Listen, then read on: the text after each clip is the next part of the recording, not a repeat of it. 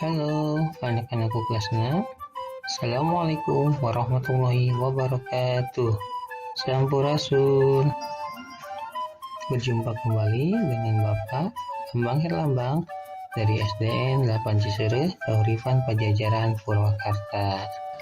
Pada pembelajaran kali ini, kita akan belajar tentang tema 1, subtema 3, pembelajaran ke-1. Tujuan pembelajaran kali ini adalah 1. Memahami hubungan hutan dengan makhluk hidup yang ada di dalamnya. 2. Mengetahui keadaan politik negara-negara di Asia Tenggara. Untuk lebih jelasnya, yuk kita perhatikan materi berikut ini.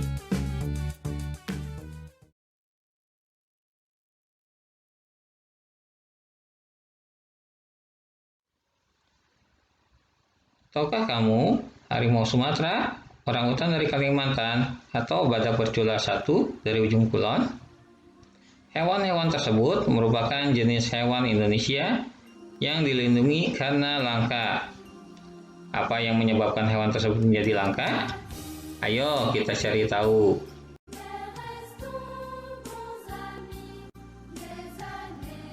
Perhatikan kedua gambar berikut.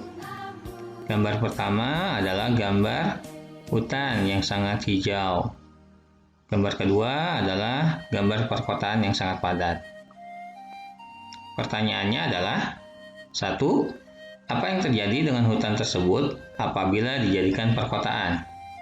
2. Bagaimana dengan nasib hewan-hewan yang hidup di hutan? 3. Di mana hewan-hewan tersebut akan tinggal jika hutan telah musnah? 4. Bagaimana pengaruhnya terhadap kehidupan manusia jika seluruh pohon dan semua hutan di bumi habis? Nah, anak-anak sekalian, silakan untuk mengerjakannya. Tolong diingat bahwa hubungan hutan dan makhluk hidup di dalamnya itu sangat erat.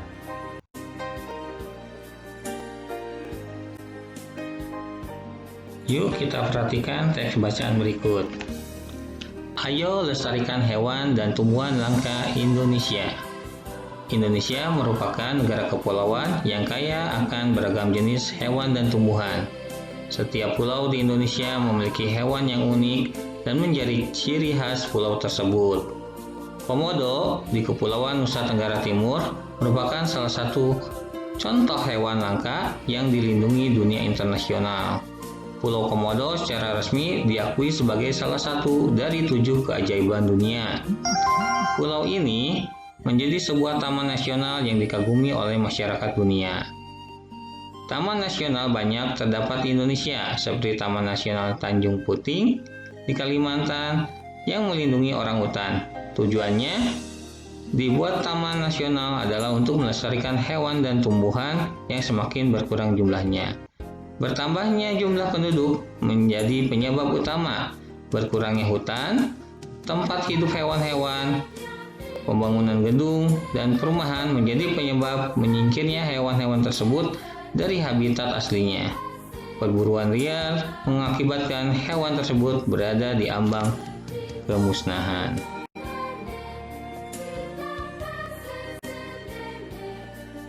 Kawasan Asia Tenggara merupakan wilayah yang luas perairannya lebih besar dibandingkan dengan luas daratan. Keputusan-keputusan terkait permasalahan kelautan banyak dibahas oleh sebagian besar negara-negara ASEAN. Negara-negara di kawasan Asia Tenggara mempunyai sistem pemerintahan yang berbeda-beda. Namun, pada dasarnya semua berbentuk republik, kecuali Thailand, Kamboja, Laos, Malaysia, dan Brunei Darussalam yang berbentuk kerajaan. Setelah slide ini, kita akan melihat keadaan politik di negara-negara Asia Tenggara.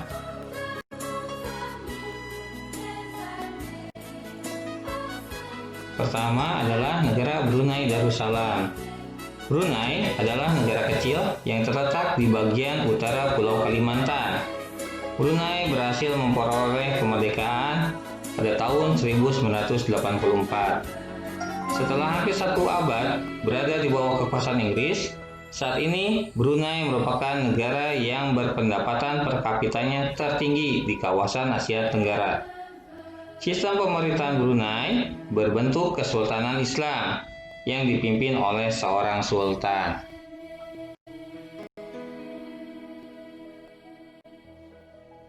Kamboja. Luas wilayah Kamboja tidak besar. Wilayah Angkor merupakan pusat pemerintahan Khmer. Kekaisaran ini menguasai sebagian besar daratan utama Asia Tenggara di abad ke-9 sampai dengan abad ke-23. Bangunan peninggalan Kaisaran Khmer yang sangat terkenal adalah Candi Angkor yang juga dijadikan lambang di bendera negara Kamboja. Indonesia merupakan negara dengan luas wilayah terbesar di Asia Tenggara. Negara kepulauan ini memiliki kurang lebih 17.000 pulau. Fakta geografis membuat warga Indonesia terdiri atas berbagai suku, agama, dan budaya. Ada ratusan suku serta ratusan dialek di seluruh wilayah Indonesia. Pancasila merupakan dasar negara yang ditetapkan oleh para pendiri bangsa Indonesia. Nilai-nilai yang terkandung dalam Pancasila diambil dari tradisi serta nilai-nilai bangsa. Nilai-nilai ini dianggap mampu menjadi landasan perilaku bangsa yang beragam latar belakang etnis dan budayanya.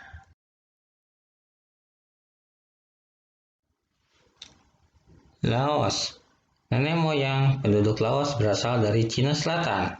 Pada tahun 1353, penduduk Laos dipimpin oleh Phak Ngon yang menyebut wilayah yang dipimpinnya sebagai Kerajaan Sejuta Gajah.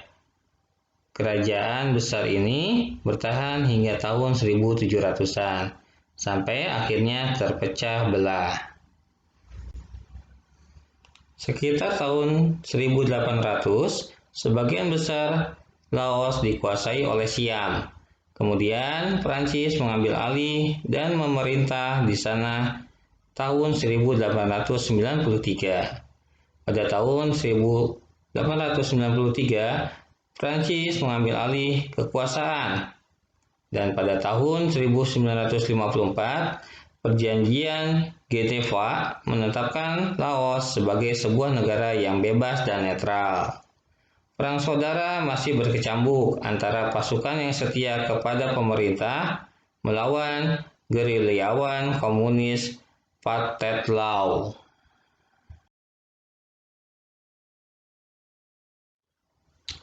Malaysia. Tahun 1400-an, wilayah di Selat Malaka mulai dikenal sebagai pusat perdagangan. Sejak saat itu, wilayah tersebut menjadi daerah yang diperebutkan. Tahun 1511, Portugis berhasil menguasai Malaka. Tahun 1641, Belanda mengambil alih. Lalu, tahun 1786, Inggris masuk ke Malaka dan menguasai Pulau Penang. Tahun 1824, Belanda menyerahkan Malaka ke Inggris. Pada masa Perang Dunia Kedua, Jepang sempat menduduki Malaka. Namun kemudian, Inggris berhasil menguasai kembali semenanjung Malaka di tahun 1945. 3 tahun kemudian, Inggris membentuk Federasi Malaya. Di tahun 1957, Federasi Malaya berhasil mendapatkan kemerdekaannya.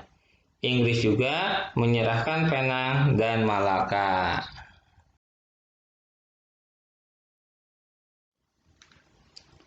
Myanmar. Tahun 1948, Myanmar menjadi negara merdeka yang menganut sistem demokrasi parlementer. Perdana Menteri pertama bernama UNU.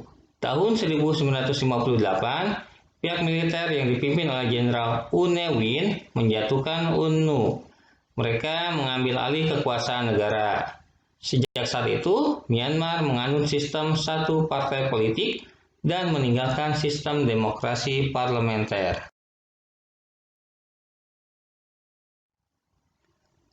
Filipina.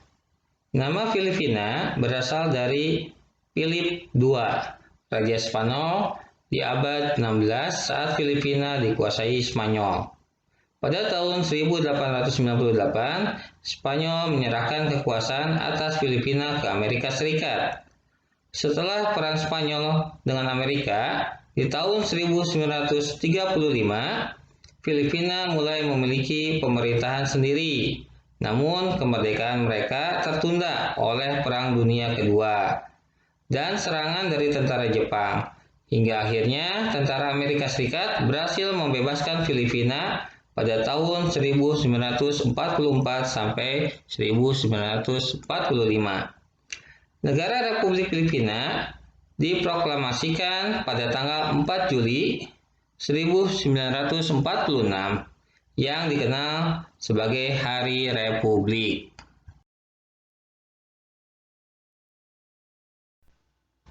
Singapura. Singapura adalah wilayah terkecil di wilayah Asia Tenggara. Jumlah penduduknya paling sedikit, namun Singapura dapat menjadi negara yang paling maju. Hal ini tidak lepas dari peran Lee Kuan Yew, pendiri dan Perdana Menteri pertama Singapura. Ia memegang jabatan Perdana Menteri selama 7 periode berturut-turut. Selama masa kepemimpinannya, Lee Kuan Yew melakukan banyak perubahan. Ia dapat membangkitkan semangat bekerja warga Singapura untuk mewujudkan Singapura maju. Singapura tidak saja maju di antara negara-negara di wilayahnya, namun juga di antara negara-negara di dunia. Sampai hari-hari terakhirnya di tahun 2015, Lee Kuan Yew terus berbakti menyumbangkan pemikirannya kepada Singapura.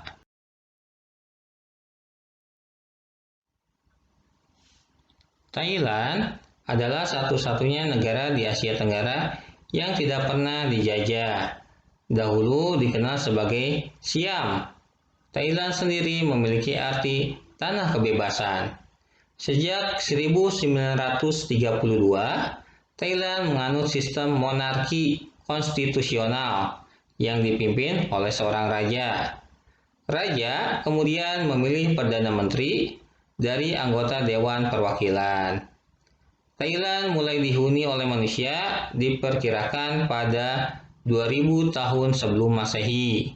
Hal ini diperkuat dengan ditemukannya situs arkeologi di Ben Chiang.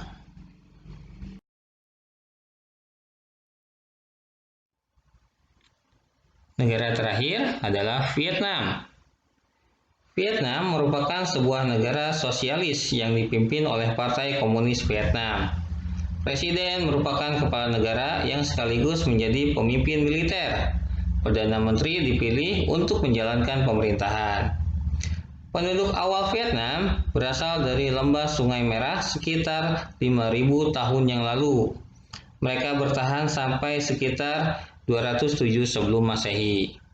Mereka ditaklukkan oleh seorang pemimpin Cina yang membentuk kerajaan bernama Nam Viet. Alhamdulillahirrabbilalamin. Pembelajaran pada hari ini telah selesai. Mudah-mudahan bermanfaat. Berjumpa lagi dengan Bapak di lain kesempatan. Akhir kata, Assalamualaikum warahmatullahi wabarakatuh.